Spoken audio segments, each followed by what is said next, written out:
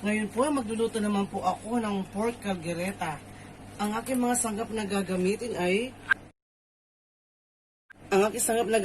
ay garlic,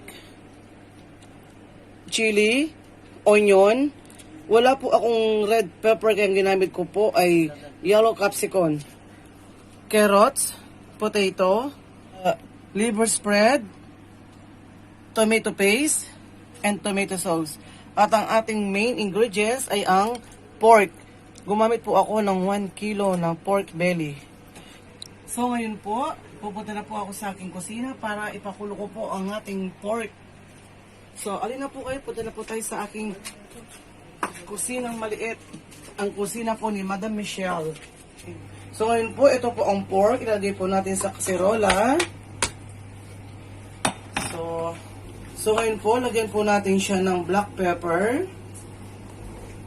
And then, lagyan po natin siya ng konting toyo para may kulay lang po siya. So, aluhin po natin. And then, lagyan po natin siya ng water. So, eto na po siya. Lagay po natin. So, ngayon po, pakukuluan na po natin hanggang sa siya'y lumambot. Nakasalang na po ang ating pork belly. Takpan po natin. Pakuluan po natin siya ng 30 minutes.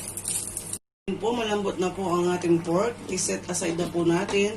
Ngayon po, piprutuhin na po natin ang ating patatas at carrots. So, lagyan muna po natin siya ng mantika. So, ngayon po, piprutuhin na po natin ang ating carrots.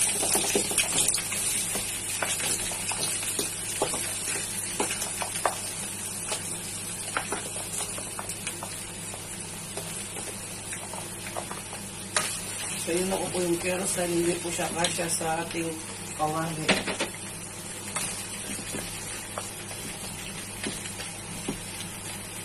Set aside na po natin ang ating carrots para mailagay po natin ang patatas. Ito po, tinatanggal na po natin sa kawali ang mga carrots. Sunod po natin ang ating patatas.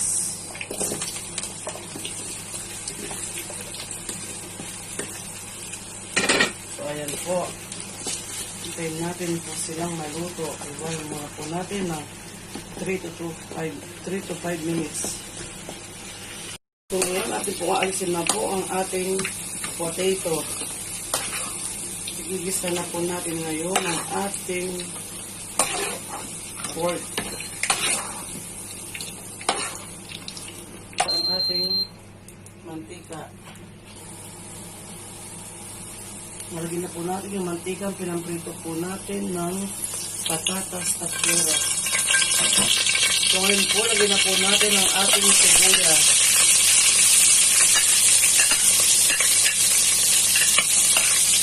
Lagyan po natin ang ating sibuyas para hindi po matunog ang ating bawang. So, hintayin lang po natin siyang maluto, mag-golden brown ng konti. Then, lagyan na po natin ang ating bawang.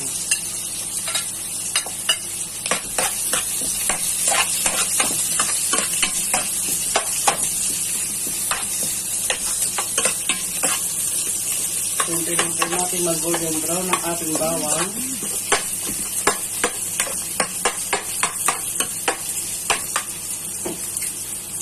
Lagyan na po natin ang ating sili. Optional lang po ang sili, yung pulpul nila ng mga manghang. So, ayan po. So, lagyan na po natin ang ating tomato sauce.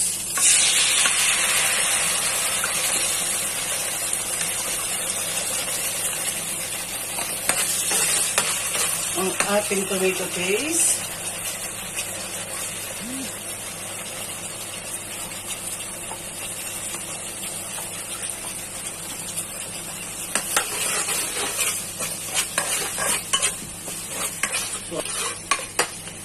ngayon, sunod na po natin ang ating liver spread na pampasarap. Para po natin tayong mahalin ng ating mga asawa. Sarapan po natin ang ating buto. So, ayan po. Nalagay ko na po ang ating liver spread.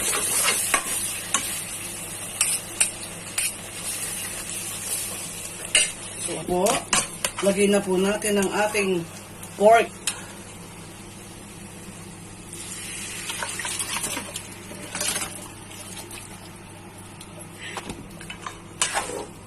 So ito na po ang ating pork ngayon. Lagyan natin ng konti. Pakuluan. So ngayon, lagay na po natin ang ating patatas at carrots. Pakuluan po natin siya ng 5 minutes para po magkalasa. And then, lagay na po natin ang ating yellow capsicum. So, ngayon po, mix na po natin mabuti para po magkaroon